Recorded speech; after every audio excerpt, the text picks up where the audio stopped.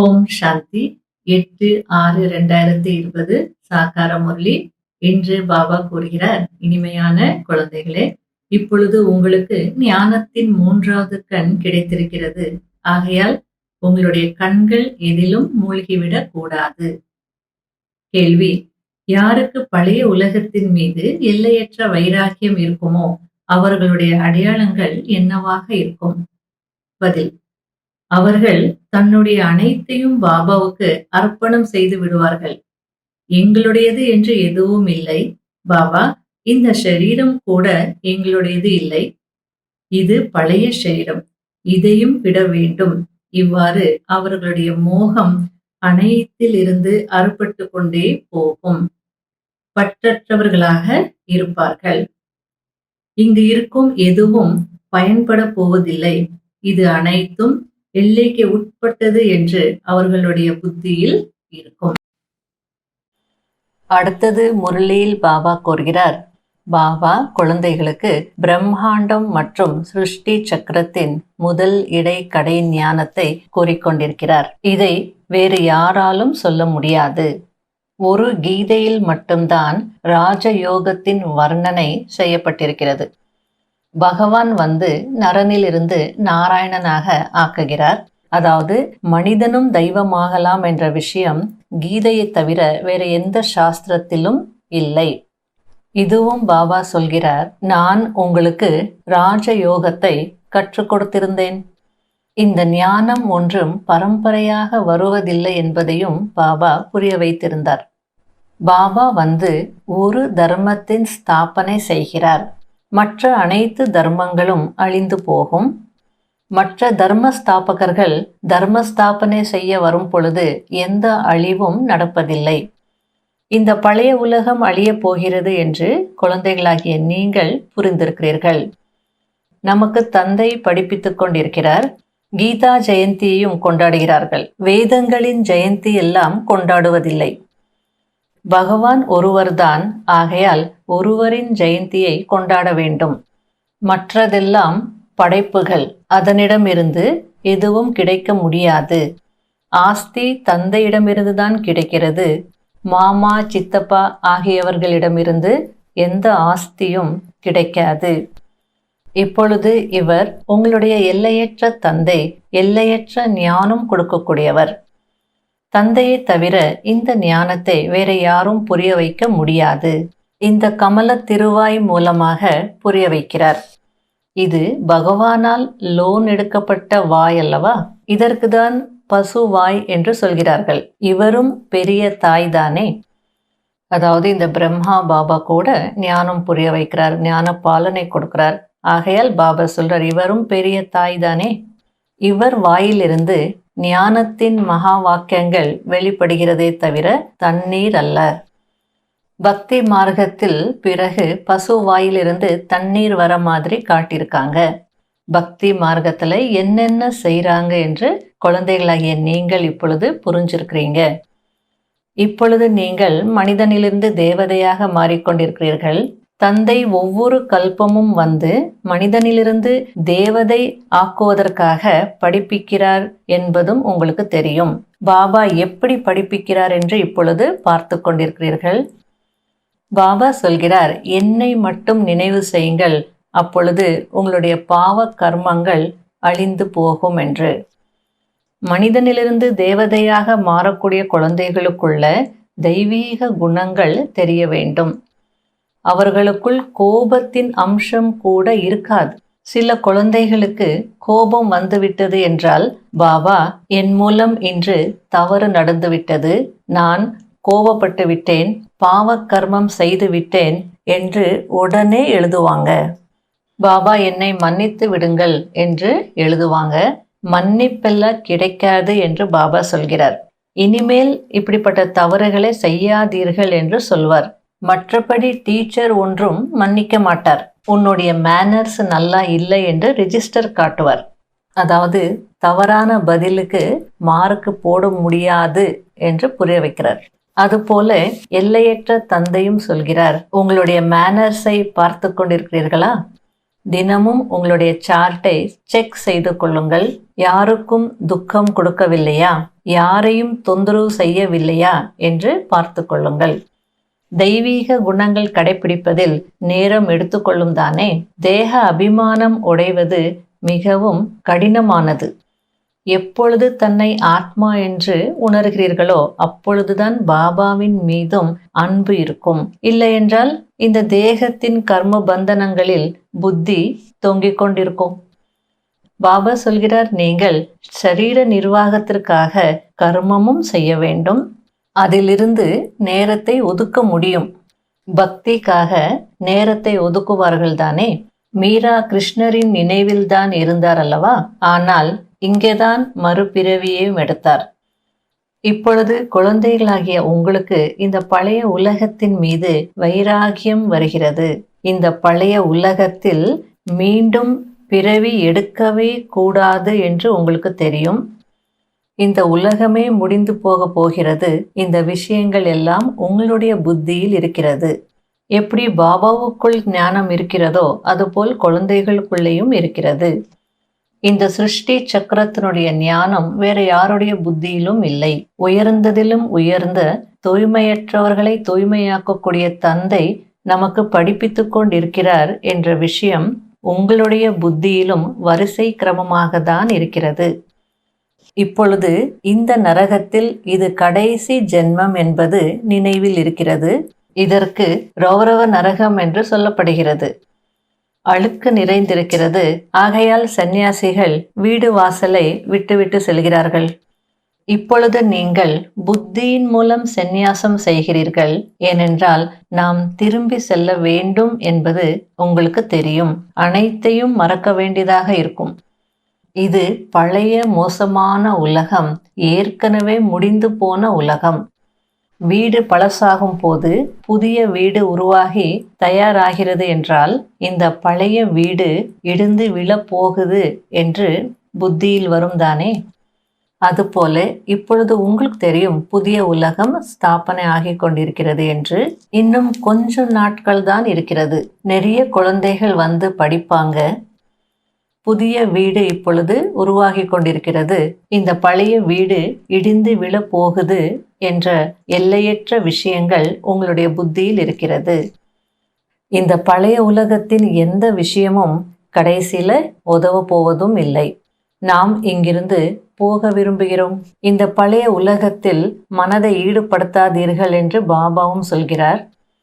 தந்தையாகிய என்னையும் வீட்டையும் நினைவு செய்யுங்கள்.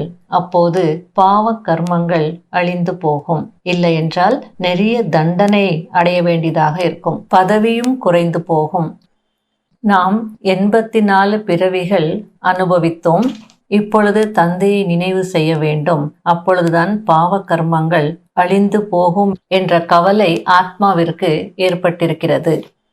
பாபா உயர்ந்ததிலும் உயர்ந்தவர். அவருடைய வழிப்படி நடக்க வேண்டும். அப்பொழுதுதான் உயர்ந்த வாழ்க்கை அமையும். பாபா நல்ல முறையில் நினைவுபடுத்துகிறார். அந்த எல்லையற்ற தந்தைதான் ஞான கடலாக இருக்கிறார். அவரே இப்பொழுது வந்து படிப்பிக்கிறார்.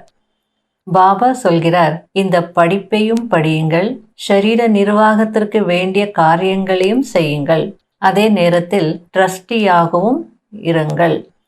எந்த குழந்தைகளுக்கு பழைய உலகத்தின் மீது எல்லையற்ற வைராகியம் இருக்குமோ அவர்கள் என்னுடையது எதுவும் இல்லை என்று அவர்களுடைய அனைத்தையும் பாபாவிற்கு அர்ப்பணம் செய்து விடுவார்கள்.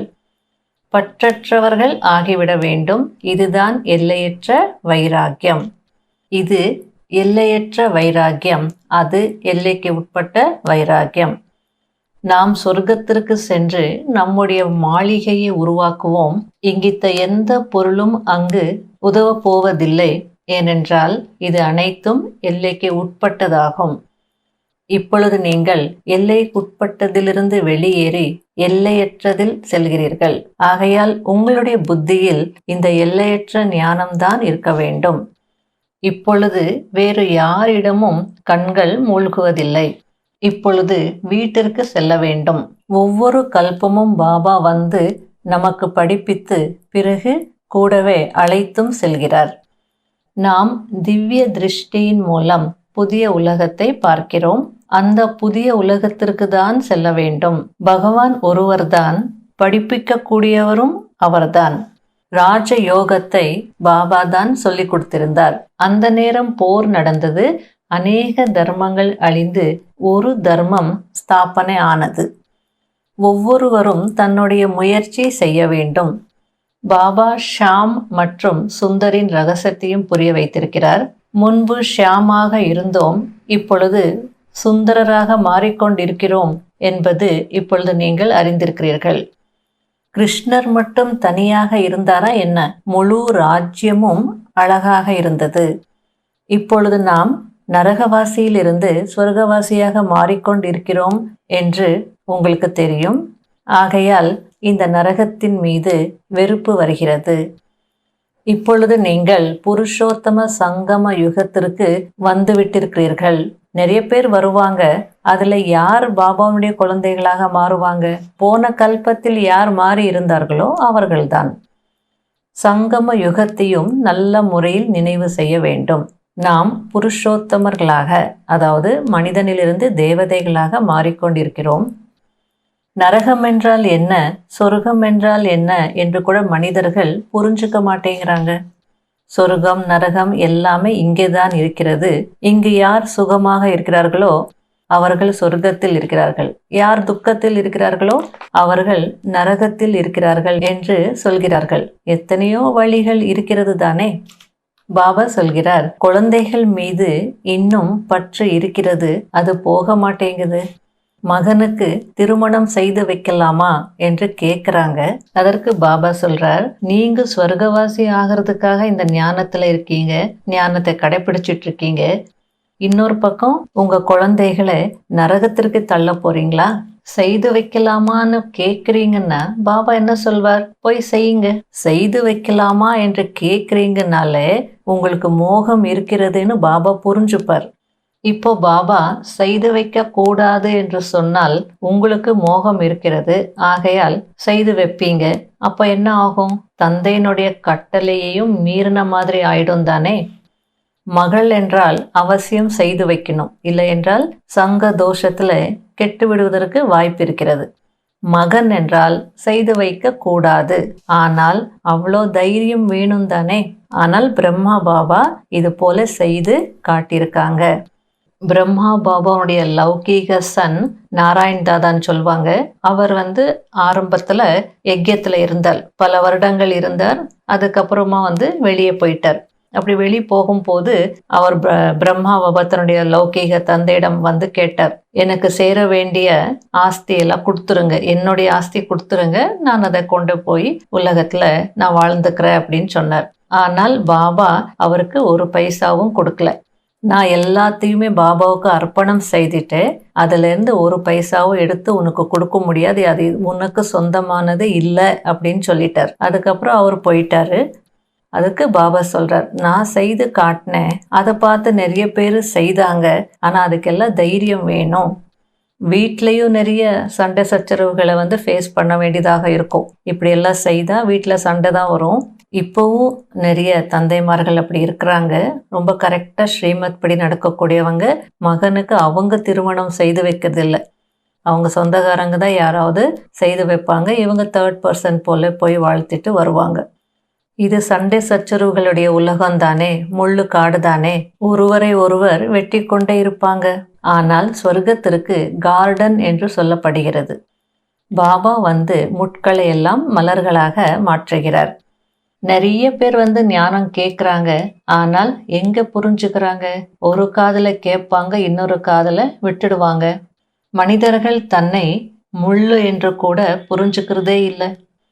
இந்த நேரத்தில் முகம் மனிதனுடையதாக இருந்தாலும் புத்தி குரங்கை விடவும் மோசமானதாக இருக்கிறது. ஆகையால் உங்களுடைய குழந்தைகளுக்கும் புரிய வைக்க வேண்டும். ஒருவேளை அவர்கள் புரிந்து கொள்ளவில்லை என்றால் உங்க வழியை நீங்கள் பார்த்து கொள்ளுங்கள் என்று அனுப்பிவிட வேண்டும். ஆனால் அதற்கும் சக்தி வேண்டும் அல்லவா? மோகத்தின் புழுக்கள் எவ்வாறு பிடித்திருக்கிறது என்றால் அது வெளியேறி போவதே இல்லை. இந்த சிலந்தி பூச்சியை சொல்றார் பாபா. இங்கு நீங்கள் பற்றற்றவர்கள் ஆக வேண்டும். எனக்கு ஒரு பாபாவை தவிர வேற யாரும் இல்லை என்ற நிலையில் இருக்க வேண்டும். தூய்மையாக வேண்டும். இல்லை என்றால் நிறைய தண்டனை அடைய வேண்டியதாக இருக்கும். பதவியும் குறைந்துவிடும். கடைபிடிக்க வேண்டிய முக்கியமான சாராம்சம். முதல் பாயிண்ட், இந்த பழைய உலகத்தின் மீது எல்லையில்லாத வைராகியம் உடையவராகி தனது அனைத்தையும் அர்ப்பணம் செய்துவிட வேண்டும். நம்முடையது என்று எதுவும் இல்லை. இந்த தேகம் கூட நம்முடையது இல்லை. இதிலிருந்து மோகத்தை துண்டித்து மோகத்தை நீக்கியவர் ஆக வேண்டும். இரண்டாவது பாயிண்ட், ஒருபோதும் ரிஜிஸ்டரில் கரை ஏற்பட்டுவிடும்படியாக எந்த ஒரு தவறும் செய்யக்கூடாது. அனைத்து தெய்வீக குணங்களையும் தாரணை செய்ய வேண்டும். உள்ளுக்குள் கோபத்தின் சிறிதளவு அம்சம் கூட இருக்கக்கூடாது. வர்தானம், டபுள் லைட் ஆகி அனைத்து பிரச்சனைகளையும் ஹைஜம்ப் செய்து கடந்து செல்லக்கூடிய தீவிர முயற்சியாளர் ஆகுங்கள். சதா தன்னை விலை மதிக்க முடியாத ரத்தினம் என புரிந்து கொண்டு பாப் தாதாவின் மனம் என்ற பெட்டகத்தில் இருங்கள். அதாவது சதா பாபாவின் நினைவில் இருங்கள். அப்போது எந்த ஒரு விஷயத்திலும் கஷ்டத்தின் அனுபவம் செய்ய மாட்டீர்கள். அனைத்து சுமைகளும் முடிந்து போய்விடும். இந்த சகஜ யோகத்தின் மூலம் டபுள் லைட் ஆகி முயற்சியில் ஹைஜம்ப் செய்து, அதாவது உயரம் தாண்டி தீவிர முயற்சியாளர் ஆகிவிடுங்கள். எப்பொழுதாவது ஏதாவது கஷ்டம் அனுபவம் ஆகிறது என்றால் பாபாவின் முன்பு அமர்ந்து விடுங்கள். மேலும் பாப்தாதாவின் ஆசீர்வாதத்தின் கரம் தன் மீது இருப்பதாக அனுபவம் செய்யுங்கள். இதன் மூலம் நொடியில் அனைத்து பிரச்சனைகளுக்கும் தீர்வு கிடைத்துவிடும். ஸ்லோகன், ஒத்துழைப்பின் சக்தி முடியாத விஷயத்தையும் கூட முடியக்கூடிய விஷயம் ஆக்கிவிடும். இதுவே பாதுகாப்பிற்கான கோட்டை ஆகும். ஓம் சாந்தி. இன்றைய முயற்சிக்கான பாயிண்ட், ரியல்டியில் இருந்து ராயல்டி, அதாவது என்னுடைய உண்மையான தன்மையில் இருந்து மேலான தன்மையை அனுபவம் செய்யக்கூடிய ஆத்மா. என்னைக்கு எனக்கு உண்மையான அறிமுகம் கிடைச்சதோ, நான் ஆத்மா என்றதை நான் உணர்ந்துட்டேனோ, அப்போ என்னுடைய உண்மையான ரியல் நேச்சரையும் நான் உணர்ந்துட்டேன். அந்த ரியல் நேச்சர் உணரும் பொழுது, உண்மையான சுபாவத்தை நான் உணரும் பொழுதுதான் எனக்குள்ள ராயல்டி வந்தது, மேலான பண்புகள் வந்தது. உதாரணத்திற்கு, நான் அமைதியான ஆத்மா, அதாவது சாந்த ஸ்வரூபமான ஆத்மா. இதுதான் என்னுடைய ரியல் நேச்சர். இதை எப்போ நான் உணர்ந்துட்டேனோ, அப்போ என்னுடைய ஒவ்வொரு கர்மத்திலேயோ, ஒவ்வொரு சொல்லுலையோ, ஒவ்வொரு எண்ணத்திலேயோ அமைதி வந்துடுது. அப்ப நான் விவகாரம் செய்யும் போது அமைதியாக என்னால செய்ய முடியும். பிரச்சனை வரும் பொழுது கூட, அதாவது அசாந்தியான விஷயங்கள் முன்னாடி வரும் பொழுது கூட, என்னுடைய ரியல் நேச்சர்ல நான் இருக்கும் பொழுது ஈஸியா என்னால கடந்து வர முடியும், பாஸ் பண்ண முடியும். இல்லைன்னா என்ன ஆகும் பொதுவா அப்படின்னா, எப்போ மனிதனுக்கு அந்த அசாந்தி வருமோ அப்பொழுதுதான் ராயல்ட்டியை கெடுத்துப்பான். அதாவது கோபம் வரும் பொழுது கத்துறது, சண்டை போடுறது, சத்தம் போடுறது எல்லாம் செய்யும் போது அந்த மனிதனுடைய ராயல்ட்டியே போயிடும். அதனால இப்ப நாம நம்முடைய உண்மையான சொரூபத்துல இருக்கிறதுனால எந்த விஷயம் எப்படி, அதாவது பிரச்சனைகள் எப்படி வந்தாலும் நானும் குழப்பம் அடைகிறதில்ல, மற்றவங்களையும் குழப்பத்துல கொண்டு வரதில்லை. அப்போ அது ஒரு ராயல்ட்டி இல்லையா? அப்போ என்னுடைய ரியல் நேச்சரின் மூலமா நான் என்னுடைய ராயல்ட்டியை அனுபவம் செய்ய முடியும், வெளிப்படுத்தவும் முடியும். அதே மாதிரி என்னுடைய உண்மையான நேச்சர் என்ன? சுகம். நான் ஒரு சுக சொரூபமான ஆத்மா. இந்த ரியல் நேச்சர்ல இருக்கும் பொழுது எண்ணம் சொல் செயல் மூலமா யார் என்கிட்ட வந்தாலோ அல்லது நான் எங்க போனாலோ ஆட்டோமேட்டிக்கா நான் சுகத்தை தான் கொடுப்பேன், அல்லது சுகத்தினுடைய அனுபவத்தை செய்ய வைப்பேன். ஆனால் மனிதர்கள் எப்போ துக்கத்துல வருவாங்களோ அப்ப என்ன ஆகுது? அவங்களுடைய ராயல்ட்டியை கெடுத்துப்பாங்க. அதாவது துக்கம் வரும் போதுதான் எல்லாரையும் குறை சொல்லுவாங்க, இறைவனையும் விடுறதில்லை, இறைவனையும் குறை சொல்வாங்க. ஆனா நாம சுகஸ்வரூபமான ஆத்மா என்ற அந்த உணர்வுல இருக்கிறதுனால நம்ம முன்னாடி அந்த மாதிரி ஒரு காட்சிகள் வந்தாலோ அந்த ரியல் நேச்சர்ல இருக்கும் போது நாம ராயல்ட்டியை இழக்க மாட்டோம். அதனால அந்த ரியல் நேச்சர் மூலமா தான் நம்ம ராயல்ட்டியை அனுபவம் செய்ய முடியும். ராயலாக இருக்க முடியும். நம்முடைய கர்மங்கள் அனைத்தும் ராயலாக இருக்கும். அதே நேரத்துல ஆத்மாவுடைய குணங்கள் என்று பார்க்கும் பொழுது அன்பு முக்கியமானது. அதாவது நான் அன்பு சொரூபமான ஆத்மா. இதுதான் என்னுடைய ரியல் நேச்சர், உண்மையான சுபாவம். அப்ப நான் என்னுடைய அன்பு சொரூப நிலையில இருக்கும்போது அந்த ஆன்மீக அன்பை நான் எல்லாருக்கும் கொடுக்க முடியும், திருப்திப்படுத்த முடியும்.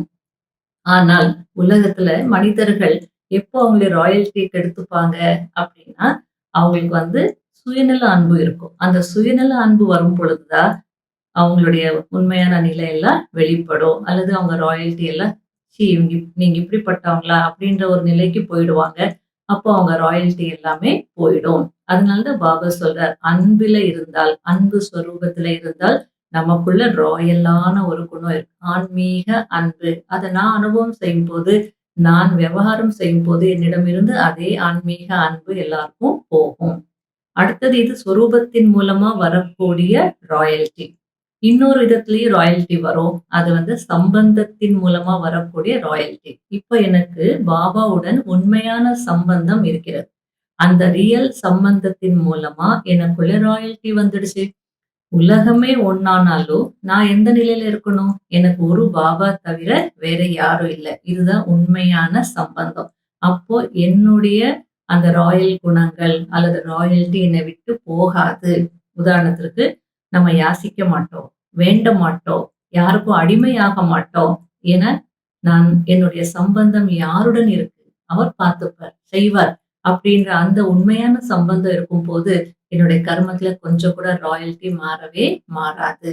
அப்போதான் நான் உண்மையான தந்தையும் வெளிப்படுத்த முடியும். அதாவது என்னுடைய ராயலான கர்மத்தின் மூலமா, ஆக்ஷன்ஸ் மூலமா ரியல் தந்தையை நான் என்ன செய்ய முடியும்? வெளிப்படுத்த முடியும். ஆகையால் அந்த ஒரு உணர்வு எனக்கு இருக்கணும்.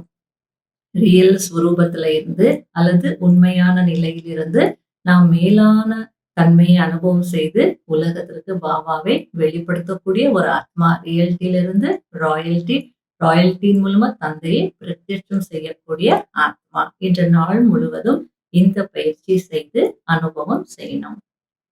ஓம் சாந்தி.